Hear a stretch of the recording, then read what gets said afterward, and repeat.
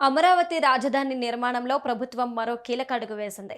రేపటి నుంచే అమరావతిలో రెండో దశ భూ సమీకరణ ప్రారంభం కానుంది. గుంటూరు, పల్నాడు జిల్లాల పరిధిలోని వైకుంఠపురం, పెద్దమద్దూరు, ఎండ్రాయి, కర్లపూడి, వడ్లమాను, హరిశ్చంద్రపురం, పెద్దపరమి గ్రామాల్లో భూమిని సేకరించనున్నారు. ఇప్పటికే సిఆర్డీఏ దానికి సంబంధించిన నోటిఫికేషన్ విడుదల చేసింది.